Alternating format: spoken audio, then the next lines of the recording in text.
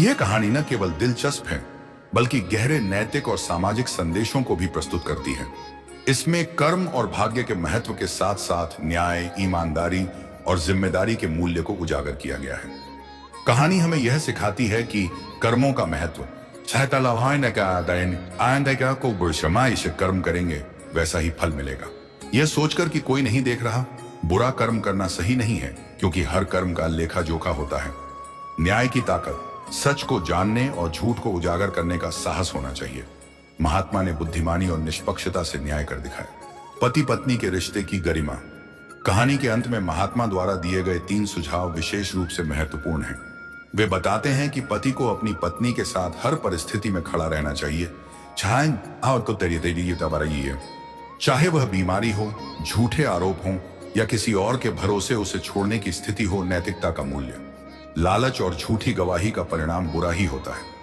कहानी में सेठ और गवाहों को सजा मिलने से यह स्पष्ट होता है। यह कहानी हमें अपने रिश्तों को मजबूत करने और सही रास्ते पर चलने के लिए प्रेरित करती है। आपके विचार और सवाल इस कहानी से जुड़े हुए हैं, तो आप इस कहानी को पूरा जरूर सुनना। सागर शक्ति चैनल में आपका स्वागत है। अगर आप हमारा चैनल पर नए हैं तो चैनल को सब्सक्राइब जरूर करें, ताकि आपके लिए ऐसे ही दिलचस्प कहानी हम लाते थे। के लिए अब स्टार्ट करते हैं कहानी को।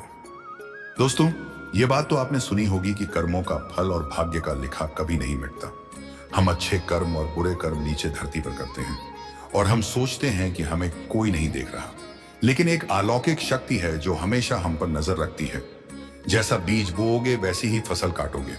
यह कहानी आपने सुनी ही होगी, जैसे आप कर्म करोगे वैसा ही आपको फल भी मिलेगा। लेकिन मेरा एक सवाल है, क्या आप इस बात पर यकीन करते हैं कि जैसा आप कर्म करते हैं वैसा ही आपको फल भी मिलता है? आइए इस कहानी के माध्यम से समझते। एक गांव में श्याम नाम का किसान रहता था। उसके परिवार में सिर्फ श्याम और उसकी पत्नी रहती थी। एक दिन वह किसान और उसकी पत्नी अनाज बेचने के लिए दूसरे नगर गए थे। जब वह अनाज बेचकर दूसरे नगर से अपने नगर आ रहे थे, दोनों अनजान शहर में एक सुनसान रास्ते से जा रहे थे। जब वह दूसरे राज्य की सीमा से निकले तो उन्हें रास्ते में कुछ डाकू मिल गए और उन डाकुओं ने उस किसान और उसकी पत्नी के पास जो कुछ भी था वह सब कुछ लूट लिया। और इस तरह किसान और उसकी पत्नी को डाकुओं ने भिखारी बना दिया। इसके बाद डाकुओं का गिरोह वहां से चला गया। डाकू तो चले गए, लेकिन किसान और उसकी पत्नी को लूटने के बाद वह दोनों चिंता में पड़ गए और सोचने लगे कि आगे क्या किया जाए। एक तो अनजान शहर, और अनजान शहर में दोनों का बुरा हाल था, क्योंकि अनजान शहर में पैसा ही सब कुछ होता है। किसान अपनी पत्नी को लेकर अनजान शहर की तरफ बढ़ने लगा। उसे यह चिंता खाई जा रही थी कि अब मैं क्या करूं। इसी चिंता में चला ही जा रहा था कि नगर के बाहर एक महात्मा की कुटिया दिखाई दी। वह किसान अपनी पत्नी को लेकर कुटिया की तरफ चल दिया। जब वह कुटिया के पास पहुंचा तो उसे वहां पर एक महात्मा मिले, जो एक चबूतरे पर बैठे हुए अपने शिष्यों को प्रवचन दे रहे थे। महात्मा को देखकर किसान सोचने लगा, क्यों ना इन साधु महाराज को अपनी समस्या बताऊं, शायद ये मेरी समस्या का कुछ समाधान कर दें। ऐसा विचार करके वह किसान उन साधु महात्मा के पास पहुंच गया और उन्हें प्रणाम किया। फिर बहुत ही विनम्र स्वर में उसने अपनी समस्या उन महात्मा को बताई और कहने लगा, महाराज, यदि किसी तरह आप मेरी पत्नी को किसी सेठ के पास गिरवी रखवा कर मुझे कुछ पैसे दिलवा दें तो आपकी बड़ी कृपा होगी। जब साधु ने किसान की बात सुनी तो उस साधु महात्मा को उस किसान पर दया आ गई। साधु ने अपने परिचित सेठ के बारे में बताया और उस किसान को उसके पास भेज दिया। किसान अपनी पत्नी को लेकर उस सेठ के पास पहुंच गया और उस सेठ से हाथ जोड़कर कहने लगा, सेठ जी, मुझे कुछ पैसों की आवश्यकता है। मेरे पास गिरवी रखने के लिए और तो कुछ नहीं है, बस मेरी पत्नी है। आप मेरी पत्नी को गिरवी रखकर मुझे कुछ पैसे दे दीजिए। मैं उन पैसों से कोई व्यापार करके जल्दी ही आपकी रकम ब्याज सहित वापस कर दूंगा और अपनी पत्नी को आपसे छुड़ा लूंगा। तब तक मेरी पत्नी आपके दिए हुए पैसों में आपके पास गिरवी रहेगी। सेठ ने जब उस किसान की बात सुनी तो वह पैसे देने के लिए तैयार हो गया और पैसों के बदले में किसान की पत्नी को अपने पास गिरवी रख लिया। किसान सेठ के पास अपनी पत्नी को गिरवी रखकर और उस सेठ से कर्ज लेकर व्यापार करने के लिए आगे बढ़ गया। अब किसान ने उन रुपयों से अनाज का व्यापार शुरू कर दिया। वह अब किसान से व्यापारी बन गया। अब सस्ते दामों में किसानों से अनाज को खरीदता था और दूसरे जरूरतमंद किसानों को महंगे दामों में बेच देता था। इस प्रकार श्याम ने उन पैसों से बहुत ही कम समय में अच्छा खासा धन अर्जित कर लिया। जब श्याम ने खूब पैसा कमा लिया तो 8 महीने बाद फिर श्याम उसी नगर में वापस लौट आया जिस नगर में वह अपनी पत्नी को उस सेठ के पास गिरवी रखकर रह गया था। श्यामनगर में आकर सीधा उस सेठ के पास पहुंच गया और सेठ के पास पहुंच कहने लगा, सेठ जी, मैं 8 महीने पहले आपके पास अपनी पत्नी को गिरवी रखकर गया था। आप अपना हिसाब करके मुझसे रुपए ले लीजिए और मेरी पत्नी को मुझे वापस लौटा दीजिए। यह सुनकर उस सेठ ने कहा, भाई क्या बताऊं, आज से 3 महीने पहले की बात है। तुम्हारी पत्नी अचानक बीमार पड़ गई और उस बीमारी के कारण तुम्हारी पत्नी की मृत्यु हो गई। मैंने तुम्हारी पत्नी का बहुत इलाज भी करवाया, अच्छे से अच्छे वैद्य को बताया, लेकिन मैं फिर भी तुम्हारी पत्नी को नहीं बचा सका। श्याम ने जब उस सेठ के मुंह से यह सुना तो श्याम यह सुनकर बड़ा दुखी हुआ। फिर थोड़ा धीरज रखकर उस सेठ से बोला, सेठ जी, जो होना था वह तो हो चुका है। शायद मेरे नसीब में ही ऐसा लिखा हुआ था। वह मेरे साथ रहती तब भी आयु पूरी होने पर उसे मरना ही पड़ता। होनी को कौन टाल सकता है। फिर भी आप अपने पैसे मुझसे ले लीजिए ताकि मुझे इस बात का संतोष हो जाए कि मैंने अपना कर्ज दिया और मैंने आपका कर्ज चुका कर अपनी पत्नी को गिरवी रखने के कलंक से खुद को बचा लिया। रघु की बात सुनकर वह सेठ बोला, नहीं भाई, अब मैं तुझसे वह पैसे कैसे ले सकता हूं। जब मैं तुम्हारी अमानत ही तुम्हें नहीं लौटा सकता तो अपना कर्ज वापस लेने का मुझे कोई हक नहीं है। रघु ने बार बार सेठ से अपना कर्ज वापस लेने का आग्रह किया, परंतु सेठ नहीं माना। उदास भाव से रघु जब वहां से निकला तो रास्ते में फिर उसी स्थान पर पहुंचा गया जहां पर वह उन साधु महात्मा से पहली बार मिला था। हमेशा की तरह साधु महात्मा अपने चबूतरे पर बैठे हुए अपने शिष्यों को प्रवचन सुना रहे थे। रघु भी मन की शांति के लिए वहीं पर जाकर बैठ गया और महात्मा के प्रवचन सुनने लगा। साधु महात्मा ने जब रघु को देखा तो साधु महात्मा उसे पहचान गए और उसका हाल चाल पूछने लगे। रघु ने पूरा घटनाक्रम उन साधु महात्मा को बता दिया। वह साधु एक सिद्ध महात्मा थे। श्याम की बात सुनकर उस साधु ने कहा, भाई, उस सेठ ने तेरे साथ धोखा किया है। तेरी पत्नी निश्चित रूप से जीवित है। भाई, तेरी पत्नी को या तो उस सेठ ने अपने घर में छुपा लिया है या फिर उस सेठ ने तेरी पत्नी को अपने किसी परिचित के यहाँ दूर किसी जगह पर भेज दिया है। अब तू ऐसा कर, यहाँ के राजा के पास चला जा और राजा के दरबार में जाकर प्रार्थना करना कि राजा साहब, मेरी पत्नी को सेठ से दिलवा दो, क्योंकि इस नगर का जो राजा है वह बहुत ही बुद्धिमान व्यक्ति है। वह निश्चित ही तेरी पत्नी को उस सेठ पर जोर डालकर तुझे दिलवा देगा। उसके दरबार में ही तुम्हारा फैसला होगा। जब श्याम ने उस साधु महात्मा की बातों को सुना तो रघु उस साधु महात्मा की बात मानकर राजा के दरबार में जाने के लिए चल दिया। श्याम राजा के दरबार में पहुंच गया और राजा के दरबार में पहुंचकर राजा से गुहार लगाने लगा कि महाराज, मेरी पत्नी को सेठ से मुझे दिलवा दीजिए। महाराज, मैंने सेठ के कुछ धन उधार लिया था, बदले में अपनी पत्नी को सेठ के पास गिरवी रख कर गया था। जब मैं धन लेकर अपनी पत्नी को उस सेठ के पास लेने गया तो वह कह रहा है कि उसका देहांत हो गया है। वह झूठ बोल रहा है। रघु की प्रार्थना सुनकर राजा ने सेठ को दरबार में बुलाया और उससे कहा, सेठ, क्या यह बात सच है कि यह किसान कुछ रुपयों के बदले मैं अपनी पत्नी को तुम पास गिरवी रख कर गया था? सेठ ने स्वीकार करते हुए कहा कि हाँ, श्याम किसान की यह बात बिल्कुल सच है। राजा ने फिर कहा, तुम इसकी पत्नी को क्यों नहीं लौटा रहे हो? राजा की बात सुनकर वह सेठ बोला, कैसे लौटा सकता हूं महाराज? मैंने इस किसान को बता तो दिया कि आज से 3 महीने पहले इसकी पत्नी की मृत्यु हो चुकी है। महाराज, अब मैं धर्मराज के पास जाकर तो इसकी पत्नी को वापस नहीं ला सकता। राजा ने पूछा, कोई गवाह तुम्हारे पास जो इस बात की पुष्टि कर दे कि इसकी पत्नी की मृत्यु हो चुकी है? तो सेठ बोला, जी महाराज, इस बात की पुष्टि वह अच्छी तरह से कर देगा जिसने इस व्यापारी की पत्नी का इलाज किया था। वह 4 व्यक्ति भी इस बात की गवाही दे देंगे जो इसकी पत्नी को शमशान में जलाकर आए थे। उस सेठ ने यह बात इतने आत्मविश्वास के साथ कही कि राजा को भी उस पर भरोसा हो गया। तब राजा ने श्याम से कहा, भाई, अगर तुम्हारी पत्नी जीवित होती तो हम तुम्हें अवश्य दिलवा देते। अब तो हमारी भी मजबूरी है। इस प्रकार राजा ने श्याम को समझा बुझाकर वापस भेज दिया। श्याम फिर से साधु महात्मा के पास पहुंच गया और जो कुछ दरबार में राजा और सेठ ने कहा वह सारी बातें साधु महात्मा को बता दी। यह सब सुनकर उस ज्ञानी महात्मा ने कहा, मैंने राजा को इतना विवेकहीन नहीं समझा था। मुझे दुख है कि उसने तुम्हारे साथ कोई न्याय नहीं किया। उस राजा ने सेठ की बातों पर तो यकीन कर लिया और तुम्हें समझा बुझाकर मेरे पास वापस भेज दिया। अब तुम मेरी एक बात सुनो, तुम एक बार फिर से राजा के पास जाओ और उसे कहना कि सिर्फ 3 घंटे के लिए वह अपनी राजगद्दी पर मुझे बैठने का अधिकार दे दे। तब मैं राजा को बताऊंगा कि न्याय कैसे किया जाता है और न्याय किसे कहते हैं। रघु एक बार फिर से राजा के दरबार में पहुंचा और जैसा उस साधु महात्मा ने कहा था उसने राजा से कह दिया। राजा ने श्याम की यह बात सुनी तो यह सुनकर राजा ने कहा, मुझे 3 घंटे के लिए राजगद्दी छोड़ने में कोई ऐतराज नहीं है। यदि ऐसा करने से तुम्हें न्याय मिल जाएगा तो मैं 3 घंटे के लिए उस साधु महात्मा के लिए अपनी राजगद्दी छोड़ दूंगा। तुम उन महात्मा को राज दरबार में ले आओ। श्याम ने जब राजा के यह वचन सुने तो श्याम साधु महात्मा के पास गया और उन साधु महात्मा को राज दरबार में ले आया। जब साधु महात्मा राज दरबार में पहुंच गए तो राजा ने अपनी राजगद्दी उन साधु महात्मा को सौंप दी।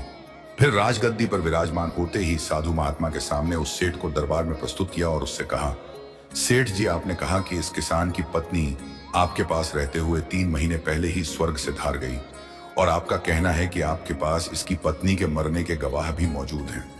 क्या मैं उन गवाहों से मिल सकता हूं? फिर राजा बने साधु महात्मा के आदेश पर सेठ के पेश किए गए। सबसे पहले साधु ने उस वैद्य को बुलाया जिसने रघु की पत्नी का इलाज किया था। साधु ने वैद्य से पूछा, क्यों भाई, आपने ही श्याम की पत्नी का इलाज किया था? वैद्य बोला, जी हुजूर, मैंने ही श्याम की पत्नी का इलाज किया था। वैद्य की बात सुनकर वह साधु बोला, अच्छा वैद्य जी, मुझे यह बताओ कि तुम श्याम की पत्नी का इलाज करने के लिए सेठ के घर जाते थे या फिर श्याम की पत्नी इलाज करवाने के लिए तुम्हारे पास आती थी? राजा बने साधु महात्मा की बात सुनकर वह वैद्य राजा से बोला, महाराज, सेठ जी मेरे स्वयं आकर दवा ले जाते थे। साधु बोला, यानी तुम विश्वास के साथ यह नहीं कह सकते कि वह दवा सेठ रघु की पत्नी के लिए ही ले जाता था या फिर किसी और के लिए?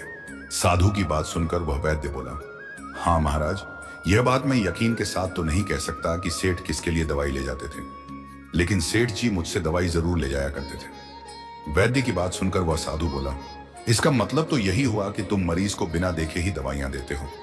यह तो बहुत ही गंभीर है। तुम दवा के स्थान पर किसी को जहर भी तो दे सकते हो और हो सकता है तुम्हारे द्वारा दिए हुए जहर से ही श्याम की पत्नी की मृत्यु हुई हो।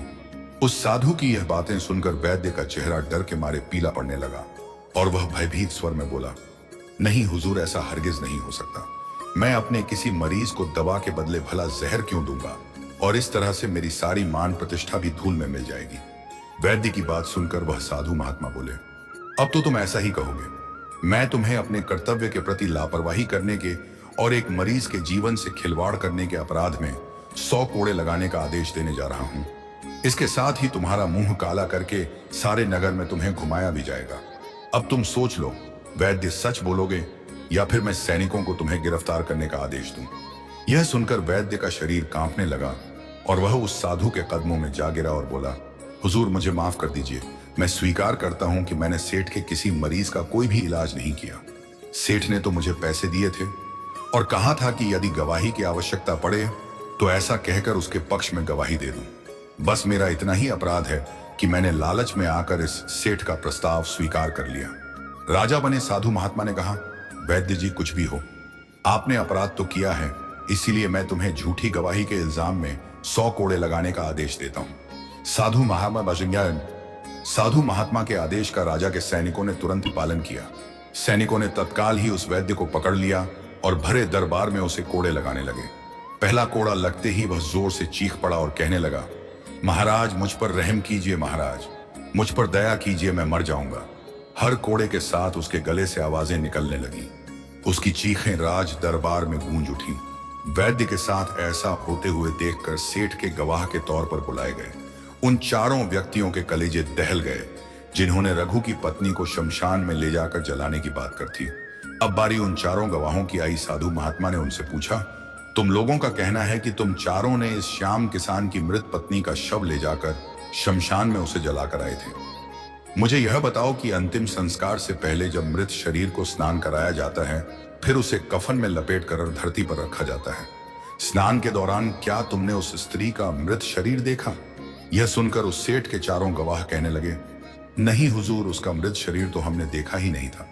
जब सेठ जी ने अर्थी तैयार कर ली थी, उसके बाद ही हम उसे शमशान में ले गए और उसे जलाकर आए। उन चारों गवाहों की बात सुनकर वह साधु महात्मा बोले, और तुमने यह जानना भी उचित नहीं समझा था कि उस अर्थी में कोई मृत मनुष्य लेटा है या कोई जीवित व्यक्ति? कहीं ऐसा तो नहीं किसी जहरीले पदार्थ से बेहोश व्यक्ति उसमें लेटा हो और उसे तुम शमशान में ले जाकर जलाकर आ गए हो? यह तो एक बहुत ही गंभीर अपराध है। इसके लिए तुम लोगों को मृत्युदंड की सजा भी दी जा सकती है। वह चारों गवाह वैद्य की पिटाई देखकर पहले से ही भयभीत थे। जब उन्होंने साधु महात्मा के मुख से मृत्युदंड की बात सुनी तो वह सुनकर उन सभी के हाथ पांव मानो बिल्कुल ही ठंडे पड़ गए हों। साधु ने विनय भाव से सेठ की तरफ देखा। जैसे ही उस साधु महात्मा ने सेठ की तरफ देखा तो सेठ का चेहरा ऐसे काला पड़ गया। साधु ने सेठ से कहा, सेठ जी, तुम्हारे 5 गवाहों की तो पहले ही हवा निकल गई। अब तुम बताओ कि किसी की इच्छा के विपरीत किसी की पत्नी को जबरदस्ती घर में रखना और अमानत में खयानात के अपराध में तुम कौन सी सजा पाना पसंद करोगे? साधु महात्मा की बात सुनकर सेठ का चेहरा एकदम से काला पड़ गया। उसके मुंह से कोई बोल नहीं निकल सका।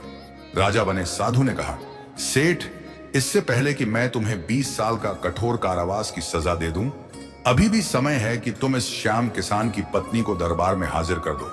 सजा के डर से सेठ ने तुरंत अपने सेवकों को अपने घर भेजा और सेवकों को घर भेजकर श्याम की पत्नी को दरबार में प्रस्तुत कर दिया। साधु ने सेठ से लेकर श्याम को उसकी पत्नी सौंप दी और सेठ को झूठी गवाही के अपराध में 10 महीने की कैद की सजा सुना दी। उन चारों गवाहों को भी कड़ी से कड़ी सजा दी गई जिन्होंने श्याम की पत्नी का शव शमशान में ले जाने की झूठी गवाही दी थी। यह देखकर राजा आश्चर्यचकित रह गया और साधु के सामने हाथ जोड़कर बोला, महात्मा, आप धन्य हैं, आपने मुझे सिखा दिया कि न्याय कैसे किया जाता है। राजा की बात सुनकर वह साधु महात्मा बोला, राजन, मेरी 3 बातें सदैव याद रखना कि कभी भी इन 3 स्थानों पर अपनी पत्नी को अकेला नहीं छोड़ना चाहिए। अब हम आपको बताते हैं जिन स्थानों पर यदि कोई अपनी पत्नी को अकेला छोड़ता है तो उसे बहुत ही पश्चाताप करना पड़ता है। पहला स्थान है, अगर आपकी पत्नी को कोई बीमारी घेर ले और वह बीमार पड़ जाए तो ऐसी स्थिति में कभी भी उसको बीमारी में अकेला छोड़कर नहीं जाना चाहिए, क्योंकि जब कोई मनुष्य किसी स्त्री से विवाह करता है तो विवाह के समय वचन देता है कि मैं तेरे सुख दुख में और आजीवन तुम्हारे साथ रहूंगा। इसलिए बीमारी की हालत में उसके साथ सदैव बने रहिए और उसकी देखभाल करिए। जिस तरीके से पत्नी अपने पति की सेवा करती है, उसी तरह से पति का भी कर्तव्य बनता है कि अपनी पत्नी की सेवा में हमेशा तत्पर रहे। यह आपका कर्तव्य है। दूसरा स्थान है, अगर आपकी पत्नी निर्दोष है और कोई उस पर झूठा लांछन लगाता है तो ऐसी स्थिति में सदैव तुम्हें उसके साथ खड़े रहना चाहिए, क्योंकि एक लड़की अपने माता पिता का घर इसी आस में छोड़कर आती है कि पति मेरी भावनाओं को समझेगा और हर स्थिति में मेरा साथ देगा। इसलिए दुनिया वाले उस पर कोई झूठा दोष लगा रहे हैं तो आपको अपनी अर्धांगिनी के साथ खड़े रहना चाहिए। ऐसे समय में उसको कभी भी अकेला नहीं छोड़ना चाहिए, या कभी कोई ऐसी स्थिति आए तो उस समय तुम्हें अपनी पत्नी को बोलना चाहिए कि तुम बिल्कुल भी चिंता मत करो, मैं तुम्हारे साथ खड़ा हूं। तीसरा स्थान है, कभी भूलकर भी अपनी पत्नी को पराये पुरुषों के पास नहीं छोड़ना। किसी भी परिस्थिति में अपनी पत्नी को किसी अन्य पुरुष के साथ अकेला नहीं छोड़ना चाहिए, क्योंकि आज के समय में किसी का कुछ नहीं पता, कौन कब और किसके साथ दगा कर दे। साधु महात्मा की बात सुनकर श्याम और राजा को भी समझ आ गई। दोस्तों, आपने आज के इस वीडियो से क्या सीखा? तो दोस्तों, मिलते हैं एक ऐसे ही नई कहानी के साथ और एक नई सीख के साथ। तो दोस्तों, अगर आपने हमारे चैनल को अभी भी सब्सक्राइब नहीं किए हैं तो जरूर कर लें, ताकि हम आपको नई नई कहानी देते रहें। जय श्री कृष्णा, राधे राधे।